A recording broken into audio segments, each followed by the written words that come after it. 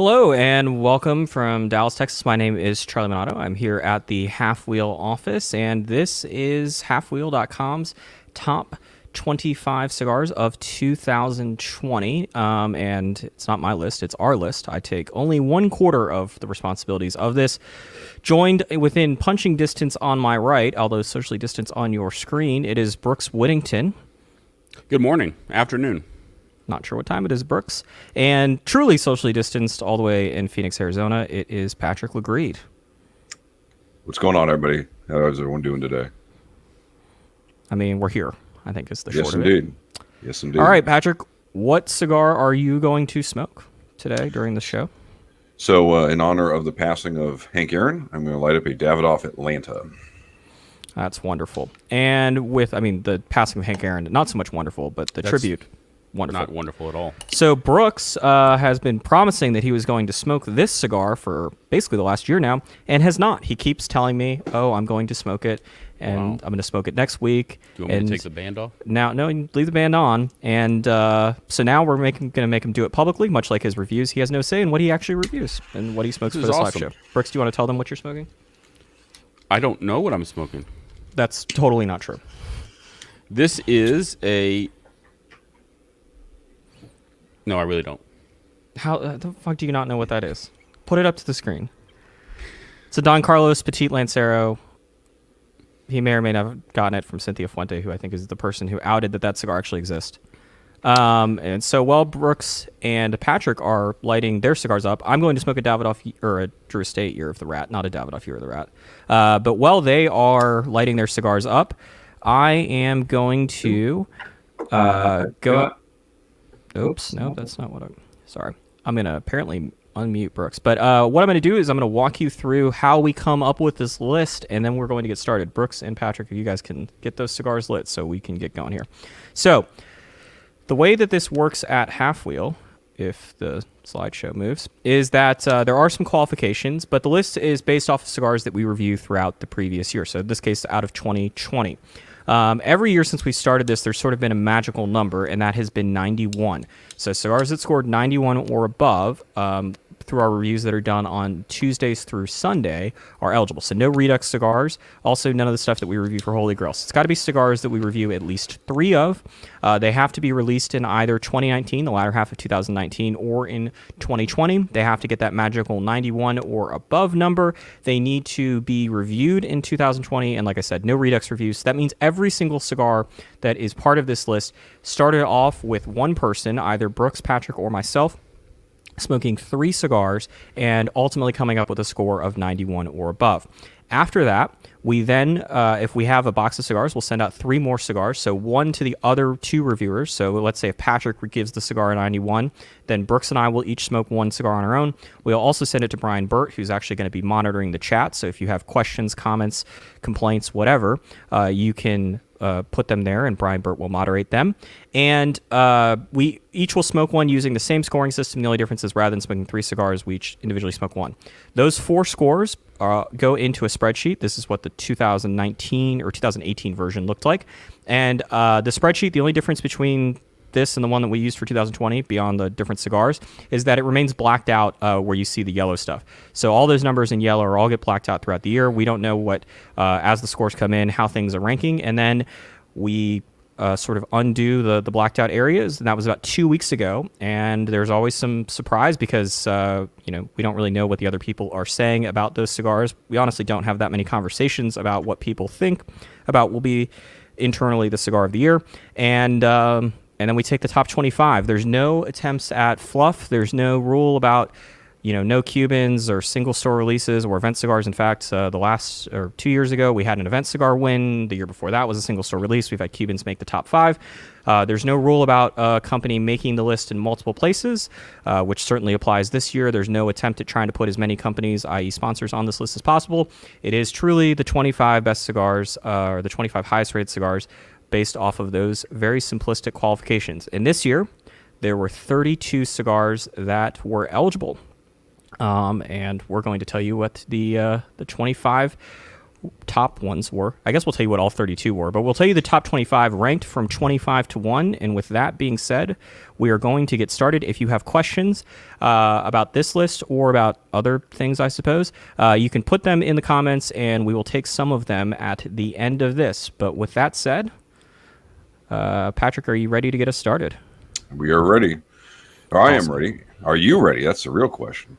So we start this year's list at number 25 with the Daughters of the Wind Pony Express, a cigar from Casdagli Cigars. It's an offshoot of their Daughters of the Wind blend. It's a store exclusive that was created for smallbatchcigar.com, the online storefront of Maximar Ultimate Cigars in Orange, California.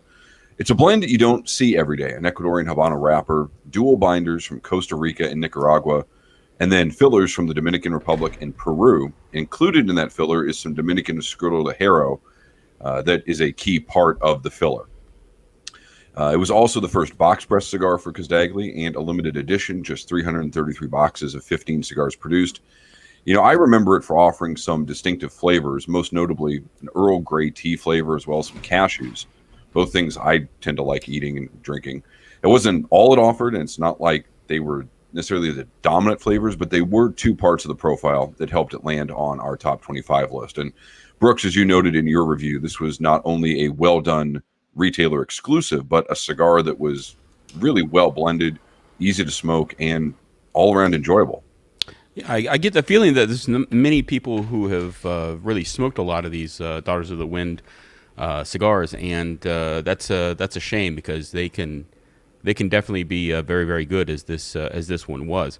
They're very balanced, very, very well blended, and I love the smaller vitola with the box press. It was just an excellent overall cigar that I think that a lot of people would like if they gave it a chance. Indeed, and I think if you go and read the review, it's some neat notes in there as well about how it got its name. So, all right, number 24. Is the Camacho Distillery Edition Corojo. This is a cigar that I guess both these cigars technically did not come out in 2020. Unlike the Daughters of the Wind, this one came out actually in sort of the middle of 2019, but we didn't get around to reviewing it until 2020. The Distillery Edition is a collection of 3 different blends from Camacho, each offered in a single size. They are all 3 mainstay lines. Obviously, Camacho Corojo, that's sort of the bread and butter of the Camacho brand. The difference with the Distillery Edition is that in each case, those cigars that are part of the Distillery Edition, they take the regular blend, so in this case, the regular Camacho Corojo blend. They take one component, in this case, one of the 2 Honduran Corojo binders, and then it gets aged in barrels. This is part of an ongoing effort from Davidoff's Camacho brand to associate themselves seemingly every year with the just rapid, I mean, obviously at this point it's kind of mainstream, but the boom that was taking place in bourbon, certainly for the last 15 or so years. And they've done cigars that have been aged in barrels. They've done cigars that have had tobacco aged in barrels. They've even made to the point where they had to because of how many barrel aged projects they were doing, they ended up making a Camacho in the Dominican Republic. This one is made in Honduras at the home of Camacho, and for me, this was a cigar that tasted very much like a good version of the Camacho Corojo, but for about 10 minutes, I found some barrel-aged notes that reminded me of like Drew Estate's Kentucky Fire Cured, with the one big difference being that unlike the Kentucky Fire Cured, where it's that fire cured note from start to finish and there's just no escaping it, this had the barrel-aged notes for about 10 or so minutes, and then they disappeared and it went back to being sort of quote-unquote a normal cigar. And for me, that was perfect. I am not Brian Burt. I'm not opposed to the barrel-aged flavors, but I want some more diversity and certainly don't want to smoke just barrel-aged flavors for an hour and a half. So this was great for me. Yeah, I found this to be one of the better Camachos that I've smoked, and the fire cured note that you mentioned was quite good. It was there in the beginning, and I think I found it to be a little bit more aggressive than you did, and perhaps last a little bit longer. But the end result was the same. It just bumped up the complexity of that blend so much that it really helped out the rest of the cigar in terms of how much I enjoyed it. A little, even any more of that than that would have been a problem. But it had just the right amount for me that I really liked it, and really thought that it really helped out that blend quite a bit. And now we move on to number 23, which is the Fonseca Bellicosas. Coming into 2020, one of the cigar industry storylines that I was most interested in was what My Father Cigars was going to do with the Fonseca brand that it had acquired at the end of 2019. Now, Fonseca has deep roots. The Cuban brand goes back to 1892, and the Quesada family had held the mark and made cigars for nearly 45 years before they sold it to the Garcias. And so my father had a challenge. How do you breathe new life into a line you just bought without completely redefining it, and also staying true to the profile that your company has established over more than a decade? An incredibly interesting challenge, and one that the Garcias rose up to meet with truly impressive results. It's a Nicaraguan Puro with a Corojo 99 wrapper, certainly a departure from previous Fonseca blends, yet it still managed to more than just acknowledge the brand's roots. It also had some traits of the rest of the My Father portfolio, particularly in the second half, turning a bit more peppery and full-flavored, and almost sort of functioning as a timeline of the mellower, milder Cuban Fonseca into what the Quesadas did, and now into what my father's doing with it. In a crowded and competitive cigar marketplace, the Fonseca Belicoso seemed to find its own unique space with a flavor profile that I noted in my review didn't taste like anything I could really recall. And I believe that I've since smoked almost all the 6 Vitolas in the line, if not all of them. And believe me, they are all worth trying, including the Belicosos, which finished at number 23 on our list this year. And my father hasn't left a comment yet, specifically my father, Robert, which if he joins the comment section, I'm sure all of you will enjoy. I agree with you, Patrick. I was curious to see what my father would do with Fonseca. Fonseca, to me, has always been on the sort of less flavorful end of the Cuban cigars. I think when the Quesadas had the brand, they certainly didn't try to go too far outside that profile too often. That said, I have had Fonsecas that have been very peppery from Cuba, but it's not of all the Cuban marks that my father could acquire, Fonseca might be the weirdest one in terms of what the Cuban profile is and what my father normally makes. This was very much a hybrid of that, and I think you shouldn't really evaluate cigars based off of the bands, but this is really one of those instances where, as Brooks tries to fix his camera, where you can, because the band is a hybrid between the classic Fonseca band and the My Father band, and the cigar is that as well. Brooks, how do we have technical issues? No, just came cut off. How did it just cut off? Is the camera on? Like, did it Camera lose is battery? on, yes. Yes, the camera's on. No, but the camera, did it have battery power? Yes. No, what I'm saying is, did the autofocus trigger itself? Yes. Okay. The camera is on. Is any of the Sony software open? Because, see, the real problem here is that you're supposed to introduce the next cigar. I know what the problem is. All right, why don't you switch chairs with me for a second? Let me see if I can figure that out. All right.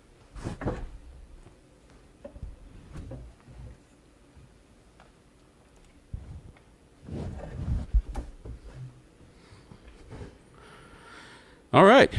So, coming in at number 22 is the LFD La Flor Dominicana 25th anniversary. Now, this is a commemorative cigar that was not for the 25th anniversary of the brand, which was actually founded in 1996. Instead, the release celebrates 25 years of Lito and his wife's Inez, thank you, being in the cigar industry, which started with Gomez's first cigar called Los Libertadores. That's it. That he produced with a business partner 2 years before the founding of La Flor Dominicana.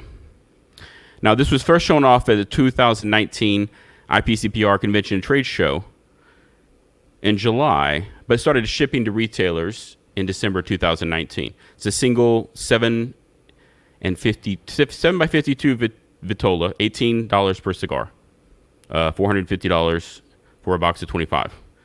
Blend made up of an Ecuadorian Corojo wrapper with Dominican Republic tobacco from Lito's farm in the binder and filler. It is a limited cigar, but there was no final production numbers given. The cool thing about this cigar was that I found it to be extremely balanced, but also rich on the palate, and perhaps the more importantly to me, not as strong as a lot of LFD's other blends. I find them to be sometimes very strong to the point where it sometimes overwhelms the palate and the profile. This was not that case. I found it to be, on the high sitting medium in terms of strength, but it really helped combine with the flavors and really helped in terms of getting all of that balance together and made it a really, really wonderful cigar. Okay, moving on. Oh shit! I'm supposed to do this too. Yep. All right. Well, now that the pronunciation errors have gone back to that screen, the LFD 25th anniversary is. I find it interesting. I mentioned this in my Lido Gomez Small Batch number 7 review. That Lido Gomez likes to smoke this Cameroon wrapped Petite Corona. Tony Gomez has been smoking a Petite Lancero version of the La Volcata. And yet, when you look at La Flor Dominicana's releases, obviously they're known for strong cigars. But the other thing La Flor Dominicana does a lot is they make big cigars. It's not just a Digger, which obviously is a big cigar, but they make a lot of long cigars.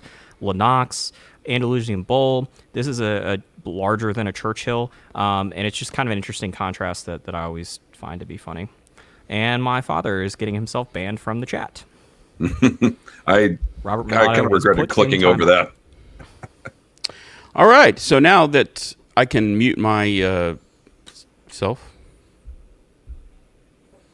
now I should be able to do a little bit of a better job on number 21. Coming in number 21, the Joya de Nicaragua Cuatro Cinco Reserva Especial Edición Asia.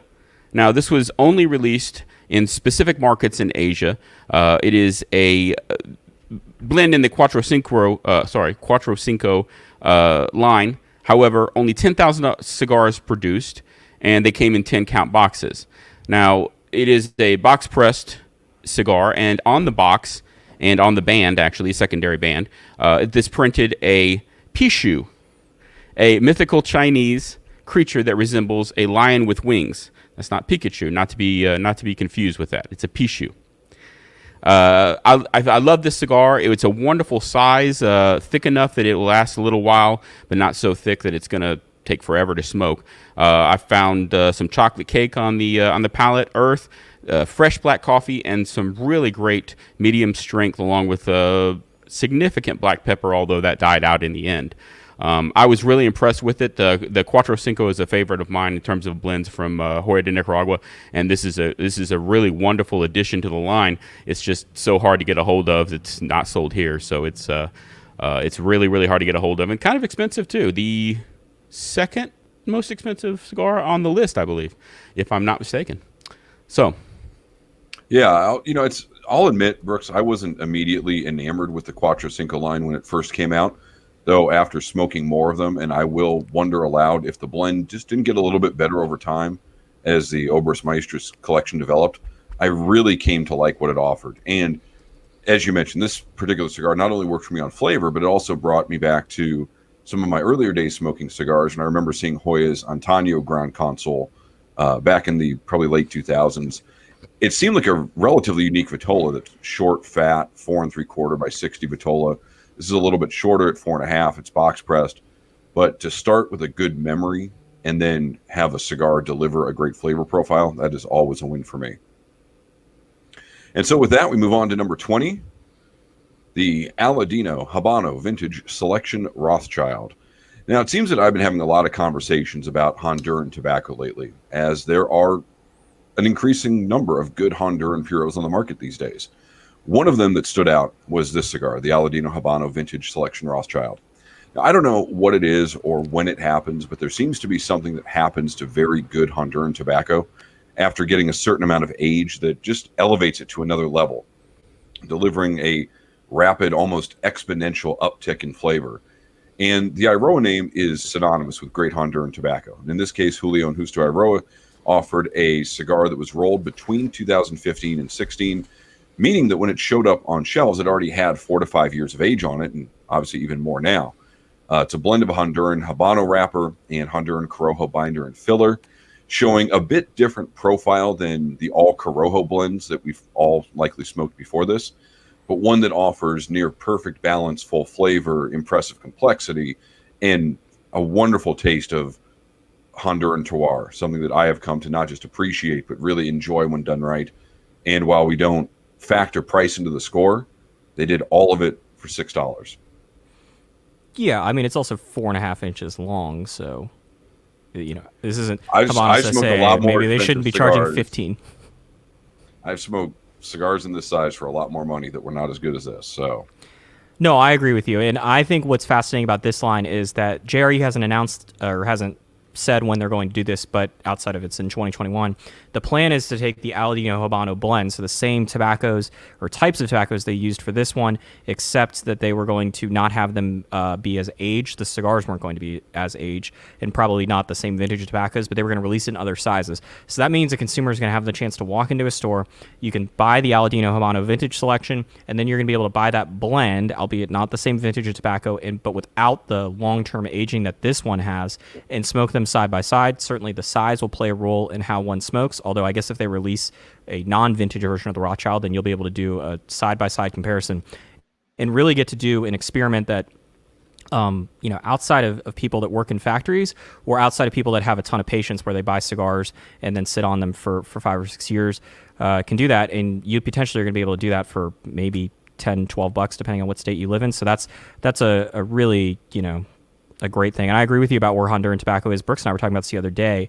I think that Christian Hero and CLE have made some excellent, albeit not $5 cigars, but excellent Perfectos and Salomones with some of their Honduran tobacco that's just been outstanding. Certainly they had 2 cigars last year on the list that were Honduran Puros. So congrats to the Absolutely. other Iroas, the patriarch of the family, and Justo. So that brings us to number 19. I actually mentioned this cigar 5 minutes ago. It is the Lito Gomez Small Batch number 7, and unlike the La Flor Dominicana 25th anniversary, this is the cigar, or this is the type of cigar that I think of when I think of La Flor. It is full flavor, full body, full strength, dark oily wrappers, big cigar. It is not made for the faint of heart. It is not a cigar that most people could smoke on anything but a completely full stomach. It is strong. It is complex. It is just it's the type of cigar that if you like La Flor, I mean, if you like, I guess, Cameron Cabinet, maybe you're not going to like this, but if you like the classic La Flor profiles, this is that cigar. Small Batch has been one of those lines that has scored unbelievably well over the history of Half Wheel, actually going back to Smoking Stogie. This cigar sort of came out of nowhere at the end of 2019. Not that we'd heard of Small Batch. There have been 7 of them actually before, because there was a number 4 and a number 4 Maduro. But this was a cigar that there hadn't been a new Small Batch in 4 years, and they shipped one in 2019. It's not a cigar that you see in a lot of places because it's limited. It's obviously over a year old. The other big issue with the cigar is not only is it $23 and change, but it also comes in cabinets of 105. So for retailers, it's not the easiest thing, both shelf space and financial commitment to bring in, given that price point. Yeah, like you said, this is what you think of when you think of La Flor Dominicana. Strong, complex. One of the things I love about these type of cigars, and especially the small batch in general, not all of them, but quite a few of them really age quite well. And I think this one will age well as well. I think that it's got the perfect combination of strength and flavor to age down to the point where it just becomes more and more complex as it continues to get older. It's great now, but I think it'll be better when it give it 2 years or so to have everything get together a little bit better, and I think it'll really, really pop. All right, coming in at number 18, it is the Warzone Short Churchill. I hate reading press releases that mention the word collaboration, and over the last 5 years. Go back. Oh, sorry. Whoa. Guess what? That's what our number 17 is. Just pretend you didn't see that. No, they're gonna see it. We're gonna see here. I'm concerned that it's just gonna keep skipping. All right, hopefully you picked up that it's the Warzone Short Churchill. Look at that, it's going to stay on the screen this time. And this is I hate the word collaboration. It's something we've seen for many years now. Most of the time it refers to like Pete Johnson is collaborating with my father. They don't say that, but it's basically along those lines. It's like, no, Pete Johnson is a client of the My Father factory. That's what we called that relationship for the last 18 years. This is an actual collaboration. The way it worked was General Cigars sent some of their Cameroon tobacco down to Nicaragua to Espinosa Premium Cigars. Espinosa goes to Lazona, takes some of the tobacco that Lazona is otherwise using, plus they add the Cameroon wrapper from General, a tobacco that Eric Espinosa told me he's never worked with before. They make the cigars, then they send them to General, and General actually sold them, though they say Espinosa on them. And this is the third cigar of that line. It came out last year in 2019 in two sizes. There were two sizes returned this year. They were both limited, and now it's offered in the short Churchill size. I love Cameroon wrappers. Most people do not, or at least it doesn't seem to be the popular wrapper of the moment. There are many reasons why. They are fragile. If you're in the Northeast, you really can't smoke these outside right now. If you're in Phoenix, Arizona, you can't smoke them outside year-round because they will crack when it's really dry. They are also the most expensive wrapper, by and large, to work with. It's not the prettiest wrapper, and it's a tough wrapper to blend, too. But when you get it right, you get cigars like Don Carlos, you get cigars like La Aurora Preferidos, you get cigars like, what was the General release? You've got there's been various Partagas with Cameroon wrappers on it. You get things like Casa Fuente, and they're great. There's a certain complexity that I only get in Cameroon. This is New Age Cameroon. You're taking the Cameroon wrapper and you're mixing it with a lot of the power that you get from Nicaraguan tobaccos. We certainly have seen Roma Craft do this with Baca. I'm curious to see if we see more Nicaraguan manufacturers work with this wrapper, and not with the Ecuadorian or the Honduran or whatever, but the real, authentic African Cameroon wrapper. Yeah, I remember when this cigar made its first appearance at Lazona Palooza back in November of 2019. And while it was tough to focus on the cigar amidst all the other events that were going on that weekend, it was definitely flavorful and distinct enough to have me thinking that I needed to smoke it again as soon as possible when I could give it the proper amount of attention. And that was definitely worthwhile. The original Robusto and Toro, like I said, both impressed me. And the new Short Churchill does so as well. I certainly would agree with you and that this could be one of the first ones leading the way for a renaissance of Cameroon cigars, as when it's done right, it too is one of my favorite varietals and gives that distinct flavor profile. And while we did the packaging awards yesterday, I do want to take a quick second and shout out, I believe it's Aiden Gutierrez who designed the artwork for this, as well as the Las Seis Provincias line. They had a huge banner of the Vista up on the wall at Lazona. Looks great. It's one of those pieces that you may not necessarily think you should spend some time looking at, but if you get a box, take a couple of minutes and appreciate the artwork. It is truly fantastic. All right. Thank you for wrapping that up, Patrick, because I think people really want to know what our number 17 cigar of the year is going to be. What could it be? All right, number 17, the Partagas Capitals. Oh, do you want me to throw the banner up? Hold on, let me get it. I'm expecting. So Habanos SA introduced a brand new line in 2017 at the 35th Havana International Fair. This is called the Linea Retro line, which means retro line. And basically, it is a line that is made up of the same size cigars in each one of these releases. And they're all going to be packaged in packaging tins that were very popular back in the 1950s and that kind of thing. The size is a 5 1/8 by 42 Maravilla. We're going to get there eventually. And basically, there's 5 of them come in a package in a tin, and they are sold. It's very confusing when I look down on that. It's very. Can you imagine what Habanos SA must be thinking if they see this? You know, I failed Spanish. I know it's hard to believe, but I did. Anyway, you are not alone.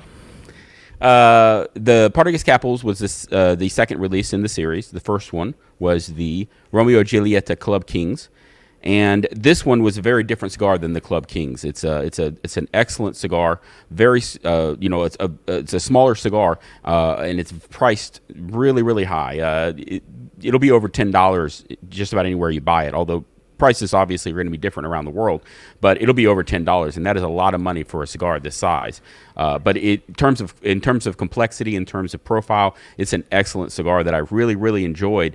It's just a lot of people are going to be turned off by that price, understandably.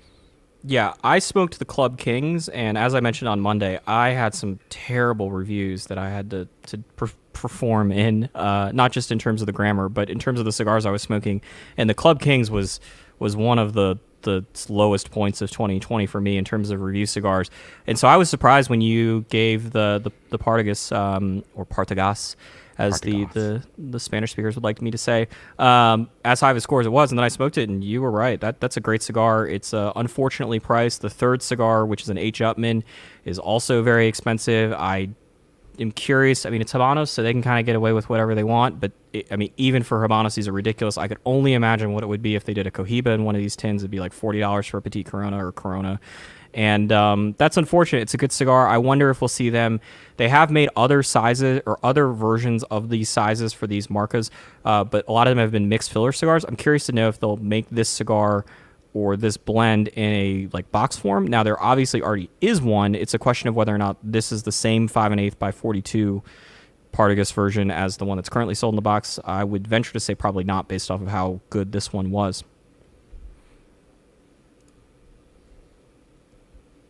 That's going to lead us to number 16, which I think is my responsibility to talk about.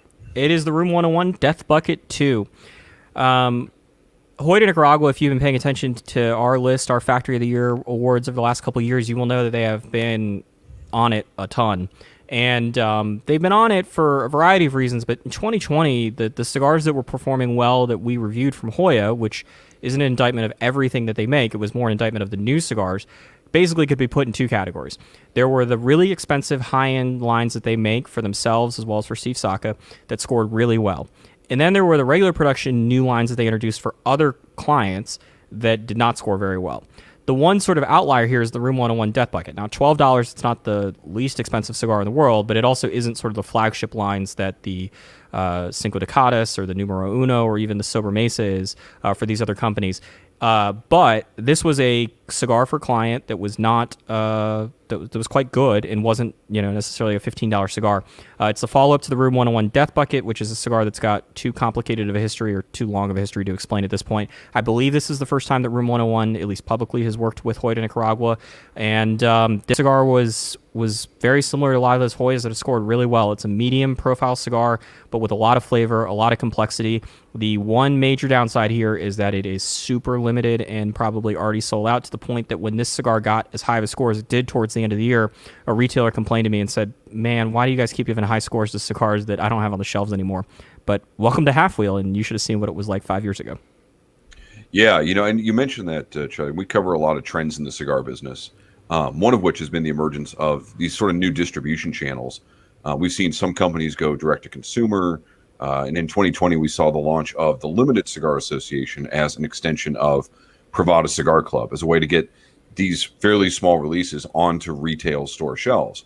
That's what the case was here. We've talked a good bit about Hoyt Nicaragua, as you mentioned this week, both as a factory and as a company that produces finished cigars.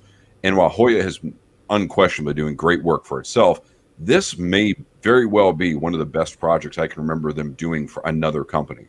There are cigars that when you smoke them, you know that they're special, you know they're different, and you know that they stand above their peers. That's exactly how I felt about the Death Bucket 2. Crazy name, crazy band, crazy good cigar. And with that, that gets us through the first 10 spots on this year's list. Remember that we'll be taking some of your comments and questions immediately after the show and the reveal of the number one. Oh, so Patrick, we have a question for you. You leave them in either the Facebook or YouTube chat. Patrick, what Davidoff are you smoking? Oh, I am. So this is. So I actually had a completely different plan when I woke up this morning, and I ended up. Were you going to do somebody else's top 25 list? Yes, actually.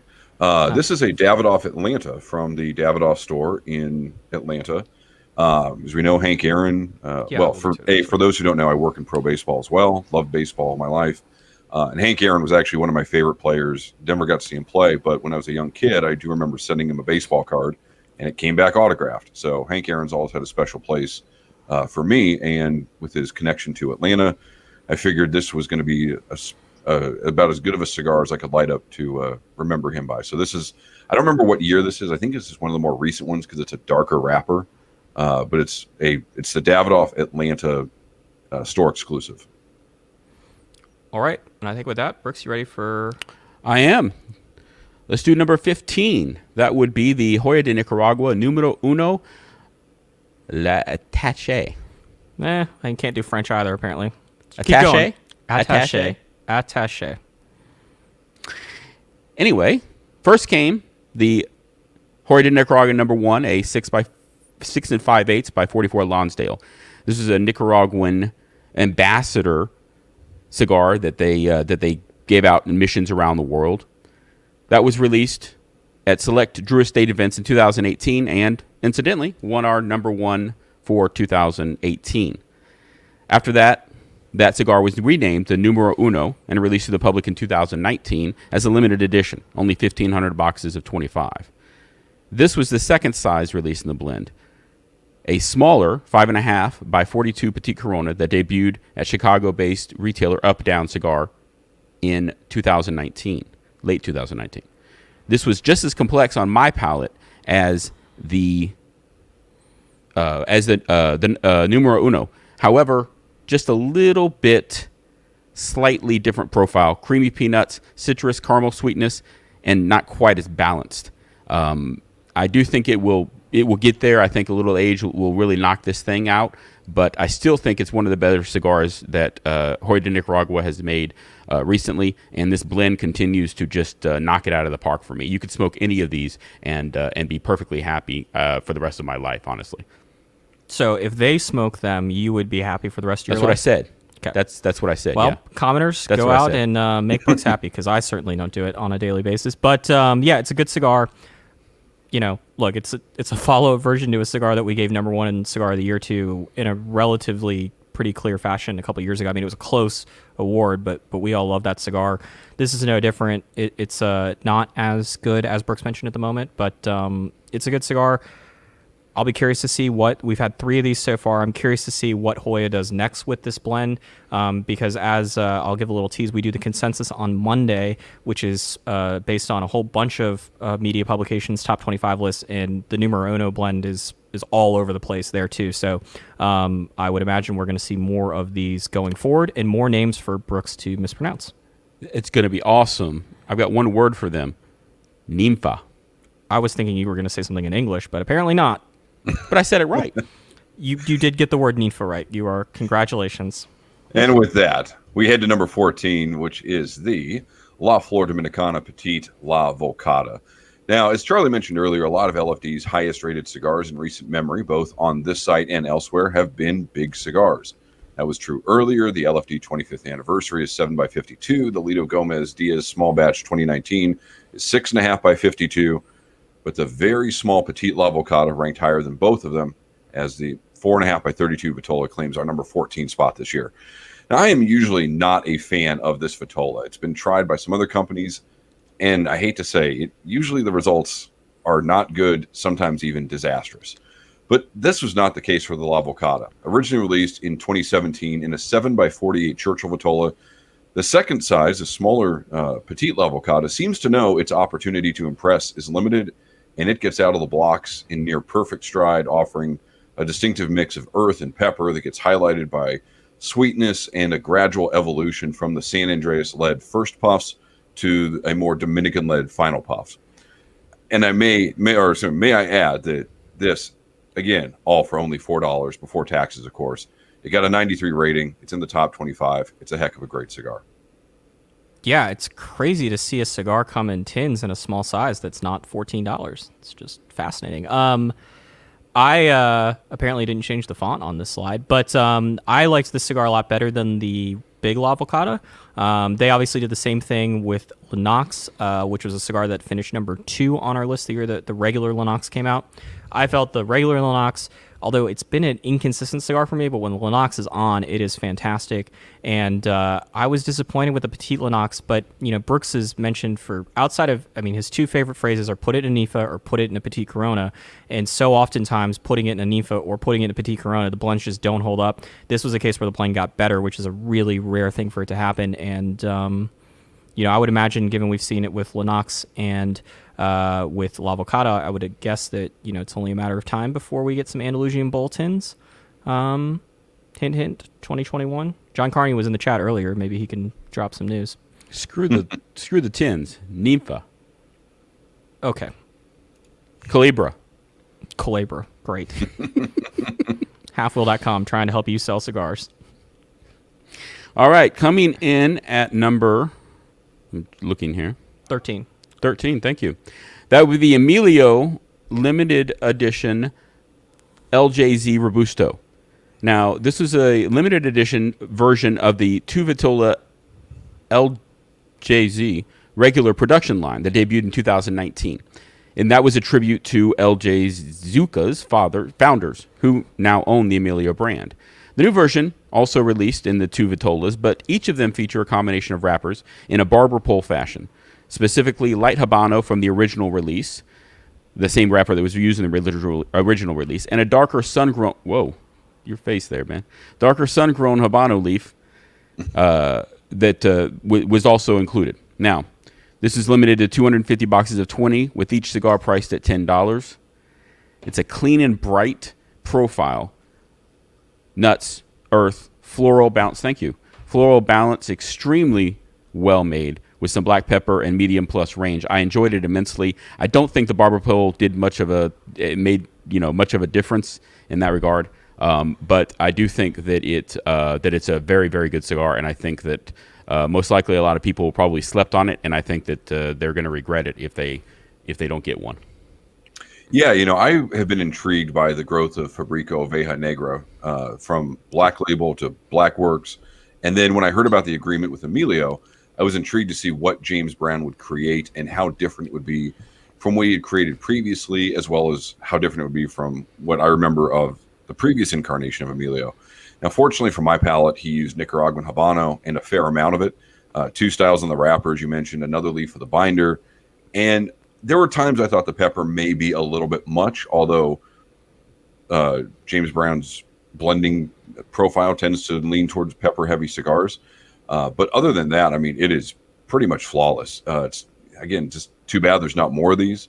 But as we say a lot, and you'll hear it a lot today, if you find it, you give it the proper attention, the results are fantastic.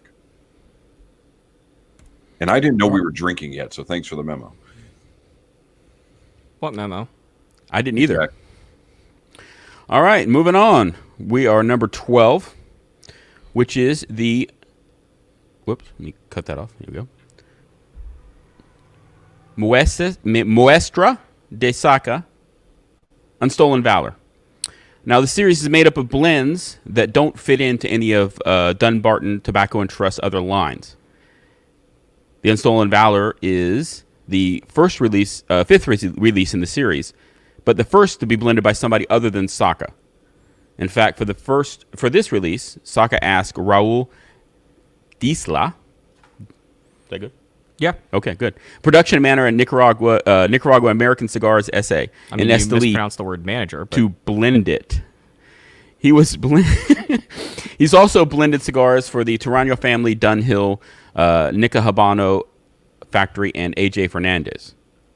Now, Saca challenged Disla to come up with a blend totally on his own that was personally satisfying and was created with no consideration of either price or the opinions of anybody else.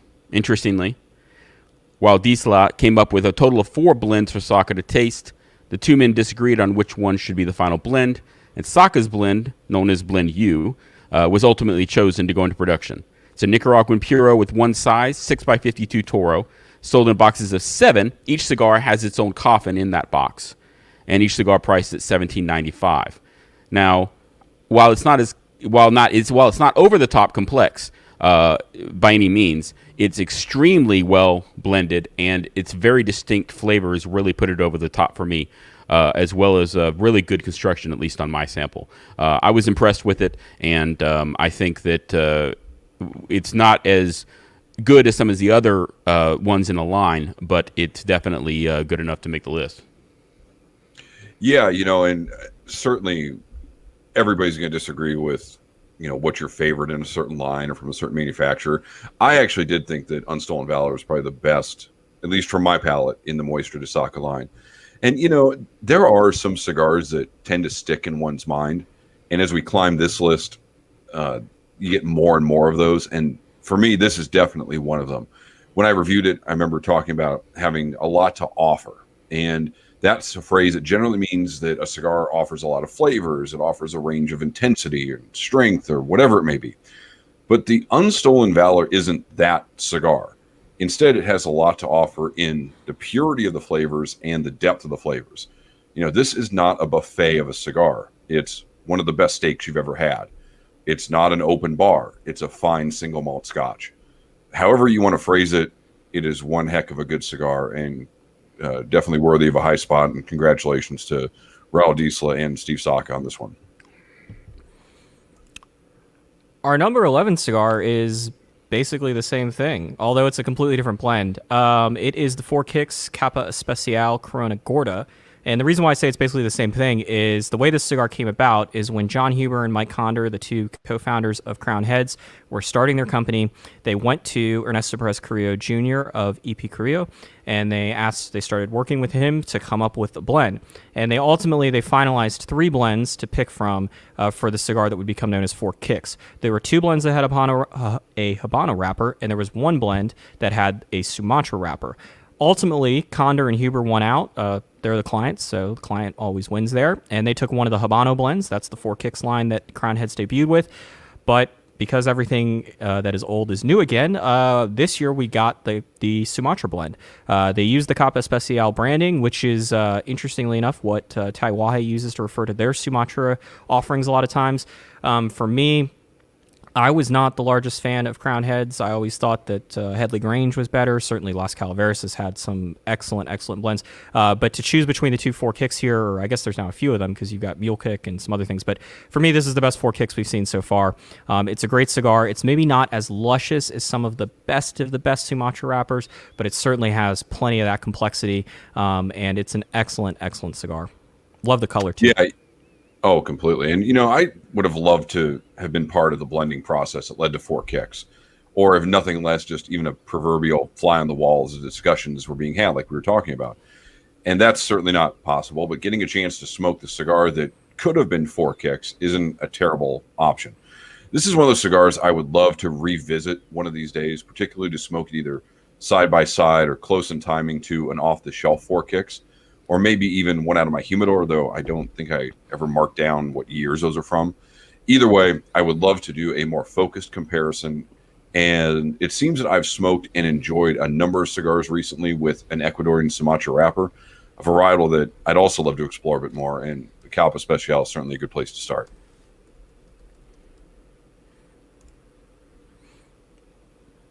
All right, so we're through 11 different cigars in the top 10 is next.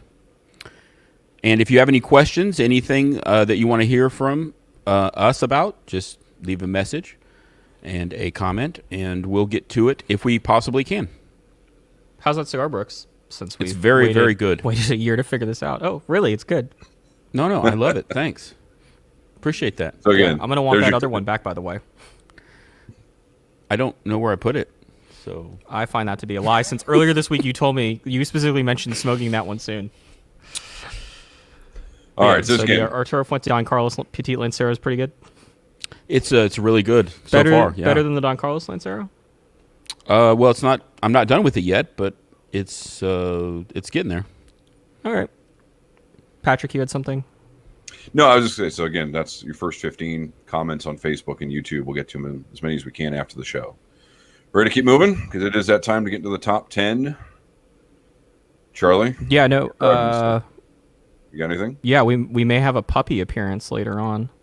Well, there you go. Because we want to find get that on other cigar lines. Dog influencer market. Patrick, I believe the number 10 is for you. It is, and that is the Charter Oak Habano Torpedo. Now, for the third installment of the Charter Oak line, Nicholas Melillo of Foundation Cigar Company turned to an Ecuadorian Habano wrapper, one that he said filled the profile gap between the first two releases, which used a Connecticut shade-grown leaf or a Connecticut broadleaf wrapper.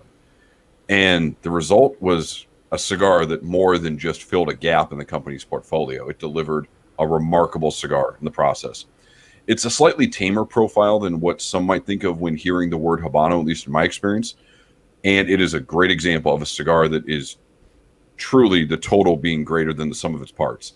Whether it's the creaminess, the pepper, the woodiness, each of the distinct flavors is bright and clean on its own, but when they come together in this cigar, they fit together like puzzle pieces and create a very enjoyable result. Now, I'll admit, I was not the craziest about the first two Charter Oak options, but the Habano version won me over really not long into the first sample. And that's in the Torpedo Vitola, which is one I'm also not inherently crazy about. And I probably would have picked something else. This may have actually been one of the final two of the 6 Vitolas I would have selected if laid out on a table in front of me. Regardless, whichever one you like best, there's almost no discussion that the Charter Oak Habano is an incredibly flavorful cigar. Yeah, I agree with you 100%. I enjoyed the Habano quite a bit more than I enjoyed the other versions of this, and it's not even close. It's complex, it's flavorful, it's wonderful in just about every way, and definitely something that that people will enjoy. I think everything is a personal preference when it comes to flavors and that kind of thing, but the Habano seems to just hit my palate just perfectly. Agreed. All right, moving on to number 9. We have the Tatuaje TAA 2020. Now, considering the history at Halfwheel, it's not really surprising to see another Tatuaje TAA release on the top 25 this year. The line won first place in 2015 and has placed 6 times in the last 9 years. And there's a reason for that, because they're typically really, really good cigars. This version was, as with the other versions, was made exclusively for the Tobacconists Association of American Organization retail members, otherwise known as TAA. It's a 5 5/8 by 54, same size used as the debut release in 2011 and the version in 2015. But this version actually uses a wrapper that had never been used in the series before. It's an Ecuadorian Sumatra wrapper. The first time that specific leaf was used.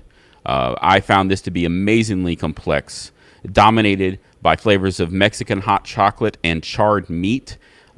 Really, really great in terms of just really hitting your palate just wonderfully in terms of trying to get all of those flavors. It almost got exhausting trying to find all the flavors that I could find in this blend. And there was always this nice, really great black pepper and caramel sweetness on the retrohale that just bumped everything up. I found it to be fantastic, and I'll be smoking more of them for sure. Yeah, that meatiness to me is what is probably the most incredible thing about this cigar. There have been 4 different wrappers used for the TA line, and with the exception of the one TA release that wasn't really like the others, they've all had that meatiness, which, with a Mexican San Andreas or Connecticut broadleaf wrapper isn't so surprising, but to get it with the Sumatran is really quite something. And there's going to be less Taiwan TAs, according to some reporting that Patrick did last year for 2021. But if past this prologue, you'll probably see it again on this list a year from now, because most of them have made it. Indeed. And with that, we move on to number 8, which comes from Joya de Nicaragua. It is the Cinco de Cádiz El Doctor. Now, the newest size in the line that debuted back in 2018 continued the string of highly regarded new releases for Joya de Nicaragua. It's the 4th size, and like its predecessors, this 6x52 Torpedo pays tribute to an important figure in the history of Joya de Nicaragua, its current owner, Dr. Alejandro Martinez Cuenca, who purchased the company in the early 90s and has shepherded it to this day. Now, I wish I could tell you about the blend, but the company has only said that it is made up of primarily Nicaraguan tobacco, but that's sort of irrelevant because it is a fantastic cigar. It's refined, it's balanced, and I find it a little bit edgier than the Numero Uno line due to the cedar, the pepper, and the spice, but it is still remarkable and a fitting blend for the company's Obras Maestras line. Hoya is undoubtedly working with some great tobacco right now and some very talented cigar makers. And cigars like this show that fact off. While this is limited, the 4 Vitolas in the Cinco de Cadas line are all fairly similar in terms of ring gauge. So you should be in for a solid experience regardless of which one you select and smoke. Yeah, and like you said, I really enjoy the blend. It's just another, Hoya de Nicaragua blend that just knocks it out of the park. It's really great. The size is great. The Vitola is great. The construction is great, and the flavor is amazing. It's really something that I enjoyed smoking, and I really didn't want it to end. And that's something that I don't see a lot of in terms of cigars. But this was one of those that I just really enjoyed to the fact that you just really don't want it to end. All right, number 7 is the second release from Crown Heads, and they have 2 things in common beyond the Crown Heads part of it. They are both cigars that apparently took a long time to get here. It is called the Mil Dias. It is the Sublime size. Mil Dias is 1,000 days in Spanish, and that, the story goes, is roughly how long it took Tabacalera Pichardo and Crown Heads to come up with this blend. After 1,000 days, and what's remarkable about that is that they started working on this blend before the first Crown Heads that was made at Tabacalera Pichardo Juarez came out, multiple years before that. So this cigar to me is probably the best, at least at the moment, I would imagine, or at least my favorite regular production cigar within the Crown Heads portfolio. It's got the complexity that you a lot of times find in some of these other Crown Heads releases, but it's got some power that I just don't think is necessarily there with the rest of the line. It's not to say it's a full body, full strength cigar like some of those LaFleurs, but it does have a little bit more kick, and it's a little bit of a different kick than a lot of the other lines do. I mentioned this in the write-up that will come up about this. For me, the real question is, it's kind of like boxing. Winning the belts, the easy part. Defending the belt's the hard part. So I'm curious to see how Tabacalera Pichardo, which it hasn't been sort of on the scene for that long, how well they do with keeping this blend consistent 6 months, a year, 18 months from now. Yeah, as I said earlier, when you're on the top 25 list, you're talking about some really good cigars, and you get into the top 10, you get into some really great cigars. And as you get higher and higher, you get into what I call the wow cigars factor. And that's what Mil Dias Sublime was for me. It was a wow cigar, both in terms of the cigar itself and for what it meant for Tabacalera Pichardo and Crown Heads. This is a cigar that is not only complex, but it evolves and it reshuffles its complexity as it goes, which is impressive, and I will admit sometimes a bit frustrating, as I remember noting in my review that there were points I just wanted the cigar to pick a sweet spot and stay on it for a bit because it had so many of them. Either way, it's a fantastic cigar and one that I congratulate Crown Heads and Tabacalera Pichardo on, and like you said, Charlie, I definitely hope they can maintain this one because it is a truly special cigar. And with that, we head on up the list to number 6. Say it with me, folks. Hoya de Nicaragua, numero uno, Le Premier. Now, I was glad I wasn't the one to review this, mainly because I have such great memories of the original numero uno back when it was called the number 1 in 2018. And I am always hesitant to smoke different sizes of a blend out of fear it might somehow erode my memory of that original cigar. Now, fortunately, the La Premier didn't do that, but rather it showed off a different expression of the blend, one that was bigger, a bit more vibrant, and one that had me excited for a different reason, which is what kind of magic sometime in the humidor could work on it.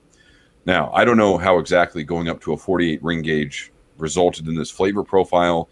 The original was a 44, while La Taché was a 42, and I love that each of them have their own profile, even though part of me wishes this was simply just more of that original number 1. It is more, just in a different way. Yeah, I don't know how many times you can say it, Jay. Hoya de Nicaragua and this blend is just fantastic, and Hoya de Nicaragua is just it's killing it. It's just a fantastic cigar. It's a fantastic blend, and I'm not sure what they could do to screw it up at this point in terms of what's already been released. You should go out and buy some. You should go out and get some if you can. They're just fantastic. And as you said, the cool thing about them is that it's not just different sizes of the same cigar. Sure, there's similarities, but they all have their own unique profile in certain ways. But they all maintain that excellent balance and excellent flavor full of flavor and just really, it's really wonderful. If you haven't tried any, I suggest that you go out and get some. They are really, really great. All right, that is the first to 20, so number 6 through 25. Somebody earlier asked what cigars we were smoking. Patrick, you want to reiterate what cigar you're smoking? Yeah, so this is, I believe, the 2018 edition of the Davidoff Atlanta that was debuted in the Davidoff of Geneva since 1911 retail store in Atlanta. And for those that don't know or haven't heard or just want to hear it again, I'm a huge baseball fan, and with the passing of Hank Aaron this morning, or the news of his passing, I sort of reworked my plans on what to smoke today, and fortunately had a cigar that had a connection to Atlanta. So again, this is a Davidoff Atlanta. We apparently have a dog. We have a guest appearance. We have the unofficial half-wheel mascot, which is not Brooks. Lexi, do you have any thoughts on Cigar of the Year? The pink color is cute. You should do that with your hair, Brooks, as opposed to the gray. I mean, you guys are almost the same You know color, what? You know, just on the bottom half. you know, I'm self-conscious about my gray beard, right? Come on. My dad is too, but he got banned from the chat, so aren't going to hear commentary from him about this. I'm not self-conscious about the beard. It's more the fact that it's just different colors. Weird. All right. I hope you all enjoyed that. That dog smells wonderful. Did you just wash it? No, she has perfume. Perfume. Mm-hmm. Jesus Christ, Catherine. All right. It's wonderful. Now that we've had that enjoyment and removed all seriousness. Sorry, what are we doing next here? Number 5. Generally speaking, 6 comes after Yeah, 5. yeah. Okay. Number 5 is the Davidoff Year of the Ox. Well, technically, it's the Davidoff Limited Edition 2021 Year of the Ox. It is a 6x60 Gordo. It is $40, making it the most expensive cigar on this list. This is a cigar that I wish was not a 6x60, but as it turns out, the Zodiac series, which is the sort of Chinese New Year series that Davidoff started way back when with the 2012, technically released in 2011, Year of the Dragon, and then more formally in the next year. This is the latest in that series. The last time there was a 6x60 in that series, it was quite good. That was the Year of the Horse, if I'm not mistaken. This one is got maybe not as much complexity as that one, certainly not as much power, but it is a complex cigar. Davidoff is obviously quite a popular brand, but it's a bit polarizing. Some of that is due to the price point, but some of that's also, it's got a flavor profile a lot of times that is somewhat unique, and many people don't appreciate, particularly I think that mustiness, that allure tobacco. This has a little bit of it, but it's combined with just so many other flavors that really make this a standout. It was not that far off from winning number 1 cigar of the year, which means, spoiler alert, all of the top 5 was not that far off from being number 1, and it's certainly a worthy placing here with it being number 5. Yeah, Charlie, you took the words right out of my mouth. Given that this is a 6x60 in the Zodiac series, I immediately started thinking about the Year of the Horse from 2014. And I would probably venture to say my favorite one in the series. 60 ring gauges are fine and all. And look, I'm not a big fan of them, but when they can deliver what the Year of the Ox does in terms of vibrant flavor, complexity, balance, strength, so on, all the boxes get checked, it does make it a lot easier for me to tolerate the size. Plus, as I think you noted in your review, this cigar seems to have a fair amount of aging potential, and we don't judge that. We don't incorporate it into a score. But it is nice to say, hey, this is going to be a fun one to go back to 6 months, a year down the road, wherever it may be. All right, coming in at number 4, the second Dunbarton Tobacco and Trust cigar to make it onto this year's list. The top 25 list is the Sobremesa Brûlée Blue. I'm glad to know you can pronounce blue. Yeah, okay, I just want to make sure. All right. It's wonderful. A variant of the blend that brand owner Saka has stated is an attempt to recreate Connecticut-wrapped cigars of the past. Now, this is released in June of last year in a single 6 1/4 by 46 Grand Corona Vitola, and it's a tweaked version of the original Brûlée blend that's made with an Ecuadorian Connecticut wrapper covering a Mexican binder, and 4 different Nicaraguan fillers that have been aged for at least 1 year before being rolled into the cigar. Only 1,000 boxes of 13 were released, each cigar priced at $14.95. Now, I found this to be just an incredibly rich and incredibly complex cigar. I did like it quite a bit better than the regular Brulee that I smoked, although in a different size, obviously. But I found it had just this wonderful peanut butter flavor with dried tea leaves, which I find in a lot of Saka's blends these days, honestly, as well as the sweetness that goes from morphs from pineapple to vanilla bean in the second half. Just a fantastic cigar, and I really wish I'd bought a box of them because I really think they're going to be something special in a couple of years. All right. So last year we had a cigar, well, let me rephrase this. I think two of the best sort of guerrilla non-paid marketing campaigns we've seen in the cigar industry over the last couple of years. One of them was Romacraft's Wonderlust, the sort of, we're not going to tell you what the filler is, but we can't sell the cigar in the U.S. And, oh, by the way, you can't sell cigars with Cuban tobacco in the U.S., which then led everyone to just sort of accuse that cigar of having Cuban tobacco in it. The other one was what happened when people started saying, I think the regular Sobremesa Brulee has a sweet tip. And then Steve Saka was like, you know what? That is going to be a marketing campaign. And in fact, it came out as Cigars. He released a sampler this year called STFU, which had a regular version of the Sobremesa, one that had a little bit of a sugar cap, and one that had a ton of sugar on it. And then the Brulee Blue was something else. Interestingly enough, and we have a question, somebody asked this one right here, so I'll turn it over to you guys and I'll give my thoughts as well. Yes or no, did you think the regular Brulee was sweet tipped? And then did you think the Brulee Blue was sweet tipped? For me, did not think the regular Brulee was sweet tipped, but did find some of that sugar on the tip for the blue. Patrick, do you want to give your thoughts there? Yeah, no to both. No to both, Brooks? Yeah, so I did the review of the original review of the Brulee Blue, and I'm not one to, I'm not a blender Yes by any means, and no. Saka knows quite a bit more than I do about such things, but there was definitely a sweet tip on this cigar. The original, I think there was probably could be either way, but there was... How could it be either way? Huh? It either has sugar on the cap or it doesn't. I did not taste any sugar on the first one.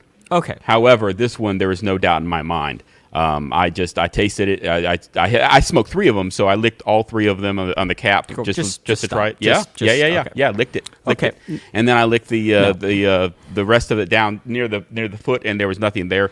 It's sweet tip. Sorry, it's the way it is. It wasn't to be. Wait. To be clear, it wasn't enough to actually affect the profile that badly.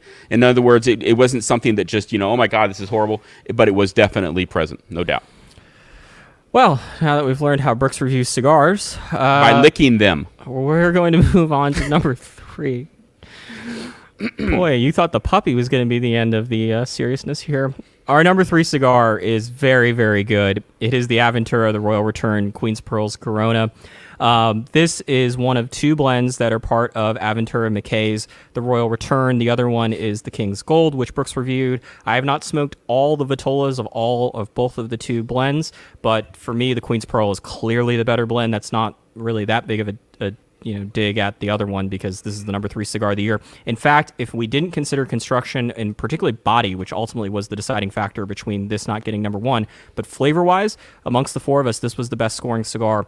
For me, this is another in a long line of Connecticut cigars that have shown up on this list because maybe they don't have the most amount of strength, but boy, do they have flavor.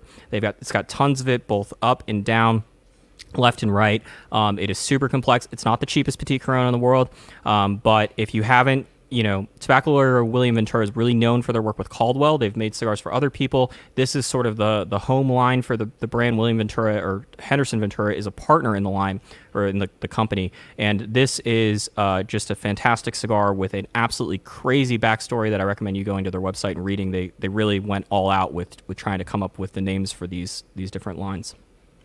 Yeah, I had enjoyed some Aventura releases prior to this, but boy, Royal Return is a line and Queen's Pearl as a particular cigar. Huge step forward for Aventura, and I would probably say for Tobacco or William Ventura on the whole. And it's not like it's a new factory; they have a track record. But this is one of those cigars that shows you just how good a mellower profile can be when it's given the chance to be good.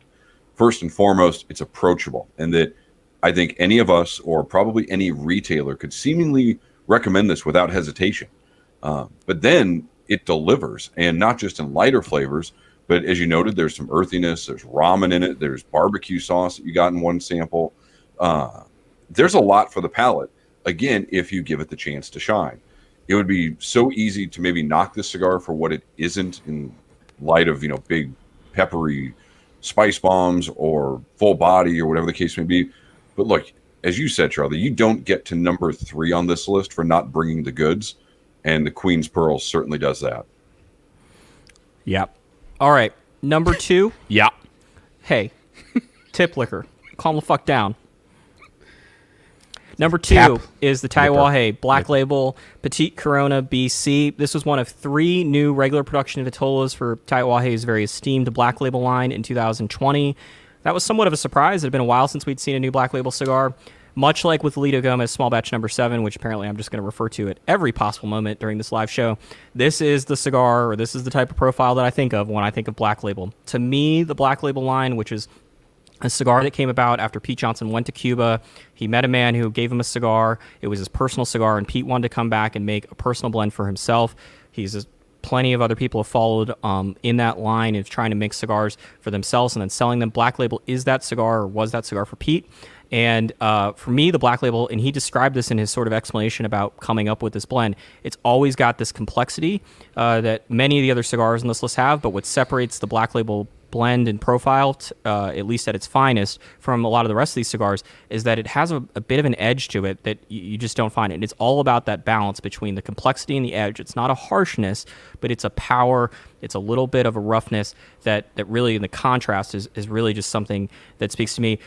I mentioned this also previously, that Brooks loves to say, put it in a Nifa, put it in a Petite Corona, put it in a Culebra, maybe don't sell any cigars. And so oftentimes putting it in a Petite Corona, it just destroys the blend. The blend just can't survive that smaller size.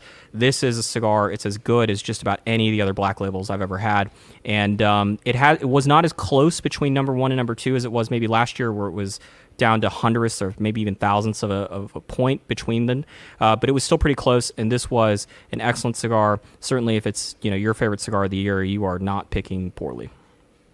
Yeah, and I have to say that the original Black Label, as I've said many times over the years, the Corona Gorda that came in the jar was one of the best cigars I'd ever smoked up to that point, and it remains a favorite of mine. Not now, don't smoke them now, but back then they were wonderful. And this blend is excellent in every way, but I tend to think that it works a lot better in smaller ring gauges and smaller cigars. Some of the larger ones that I've smoked, it just loses some of that specialness, I guess you could say. I found this to be fantastic. I love the size. I love the.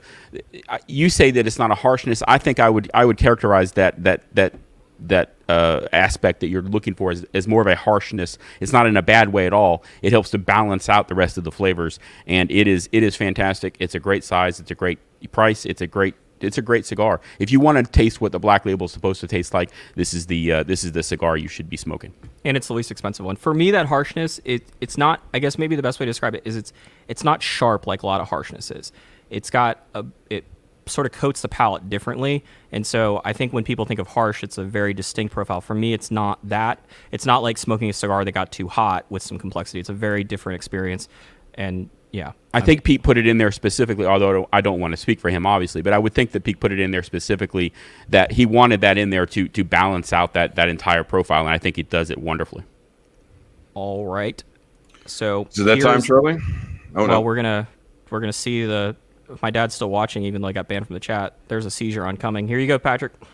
Well, there was no Monster Series in 2020, but there was the Tatuaje Karloff, and man, was it a good cigar. Now, I will save the full backstory for another day, or you can read it on Halfwheel, not only because at this point it could be confusing to explain, but because I want to spend time talking about this cigar. Blend-wise, it's an Ecuadorian Sumatra wrapper with a Nicaraguan dual binder and filler. And whatever Pete Johnson did to tweak this from the original Boris blend, the results are nothing short of stellar. Both the aroma and the flavor are engaging from the moment the flame touches the covered foot, offering the kind of complexity that a symphony delivers on the opening note of a big piece of music. From there, it's an incredible journey of flavors that come in and out. They complement one another. They hand off the profile with almost seamless transition. But then there's this difference between the first and the second half. The former was smooth, lush, rich, and the second half was earthier, drier, a little more peppery, a little more robust. Again, we were talking about the Black Label. It's not a harshness. It's not bite. It's just a little bit more character, gruffness, whatever you want to call it. That flavor that Pete certainly seemed to nail on his best cigars. It's a stark contrast between the two halves, yet they were still very enjoyable and still managed to work well as a complete cigar. Now, as I said in my review, wow was the first thing that came to mind after smoking these cigars. The first half may very well be the best thing I have ever smoked from Pete Johnson, and the whole cigar is certainly not far behind. Yeah, I enjoyed this immensely. I've always been a fan of Pete's Sumatra wrapper, going back to the old days. I love the original Boris and the little Boris even. The Sumatra wrapper that I love from him has this really distinct mint note that I've always found in the cigars that have that wrapper. And while I didn't pick it up as much in this cigar, unfortunately, it would have put it really over the top for me. There's no doubt that it's fantastic, and it's definitely deserves to be number one. It is really wonderful. I just wish they'd made more of them. I imagine there's a little Karloff coming at some point too. Hopefully it's a Petite Corona, or maybe a Nympha. Great. But it's wonderful in every way, and if you can find one, you should buy it and you should smoke it. It's really great. It's just so limited that it's really difficult to find. My favorite part about Nympha Karloff means that you're gonna have to reshoot the Monster Series collection shot, most likely. Oh my God, I didn't think about that. Don't do it. Don't do it. Do it. All right, Pete, that make is more, the top please. 25 for 2020. It is an interesting list, as it always is, but it is the list. There is no attempts to trying to massage it to make it look maybe more politically correct or more acceptable. And it's a great list. It is actually also done. So the post will be up as soon as we finish up with this live broadcast for the first time, I think, in the history of these live shows. If you have any final questions, we're going to get to them in a second. I just want to point out some things. Congratulations to the following companies for placing multiple cigars on the list. I believe, I'm going to try to do this off memory, but Crown Heads had 2, if I'm not mistaken. Dunbarton Tobacco and Trust had 2. Hoya had 4. Pete had 2. Davidoff had 2, and LaFleur had 3. Then Pete had 3. Pete had 3? TAA Oh, Black the TA, Label yeah. and- Yeah, you are and correct. Karloff. I stand corrected. We don't have a banner That's for that, one. unfortunately, as That Brooks is would one. really would like that. There were 3 companies that put a combined 12 cigars on this list. My father had 4, LaFleur had 3, and Hoya had 5, if I'm doing that math correctly. Factories. Factories. Yes, as it says up at the top, right in the top left-hand corner. No, you said companies. Oh, my bad. Well, you said FDA yesterday, so we're Hey, even. well, at least I wasn't talking about licking tips. Okay, so Caps. by country and feet, you said licking feet too. I licked both. Got it. So Of the by cigars, by I mean. country, if you're wondering what that flag up top, that is Costa Rica's flag, and that's the number 25 cigar, the Daughters of the Wind Pony Express. Cuba had 1, Dominican Republic had 5, Honduras had 2, and Nicaragua had 16. And there were 7 cigars that scored 91 or above, met all the other qualifications that did not make this list. And so, Patrick, do you have a cigar on amongst that 7 that you really felt like should have been in the top 25, or what was your favorite of the 7? I guess. You asked me this yesterday, and I keep going back and forth. For me, it's either the Illusion PCA 2020 or the Rojas KSG. I thought both of those, given sort of what I know about our collective flavor profile preferences, as well as the cigars themselves, those are the 2 that maybe I was a little surprised about. But I know you could flip a coin, and I'd go with either one. Brooks?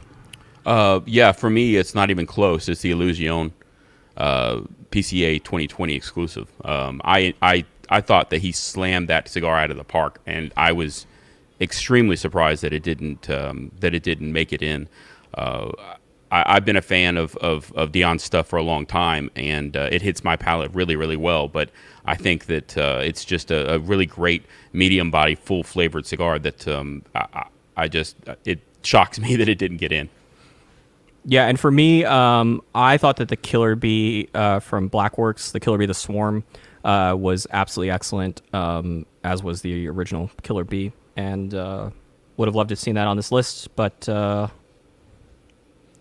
numbers are what It the numbers happens. are, and I can't control that other than my own numbers. All right, so with that said, Brooks, do you want to take this question from Alan? Which is? It's on the screen. Oh, hey. There it is. Are Redux reviews eligible for the top 25? The answer is no. Since the Redux review is just a review of the former cigar that's already been reviewed, we don't allow those to be put into the top 25, and for good reason. So there you go. Now, Patrick, can I you want to? just make one comment on that? I think and I'll let you elaborate on this as well. We changed the Redux protocol, I guess.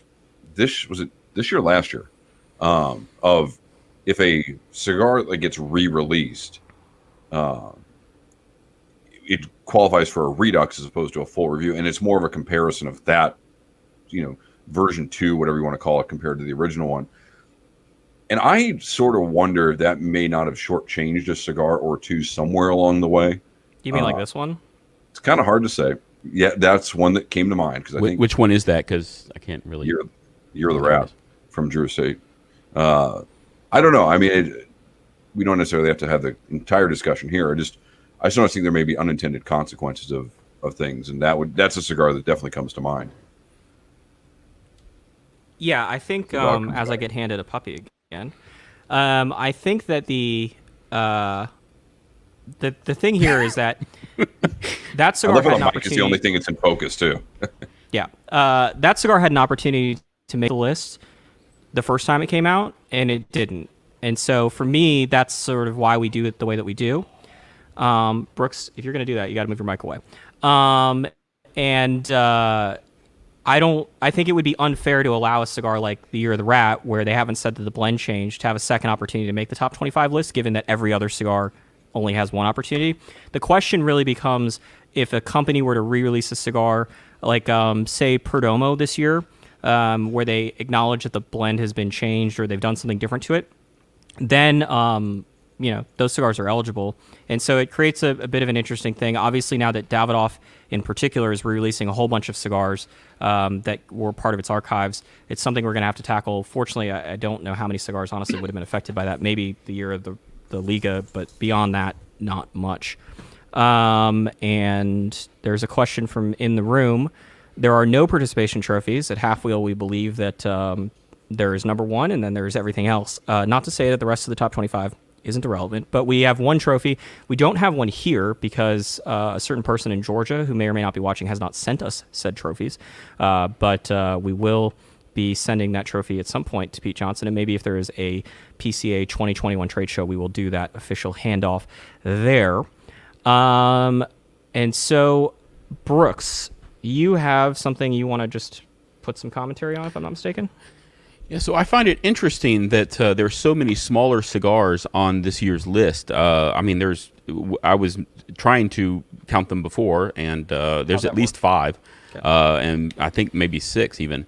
And you're talking petite Coronas, you're talking, just really, really smaller cigars that the cost of those is going to be quite a bit less than the other cigars, and these specific blends, it really seems to work with these size cigars, and I don't know that we've had this many of these petite Coronas or esque sizes on a list, top 25 list, for quite a while, and I think it's a very interesting commentary in terms of what the market is doing these days. They're releasing a whole bunch of different ones, and I think it's a great thing. As you said, not every blend works in a smaller size, but when it does, it really nails it. Patrick, any final insightful thoughts from you? I think the one thing in this, I don't say this with a bit of sadness, but I am a little disappointed, sad that there's not a USA factory on here. And I don't necessarily have a great reason for that.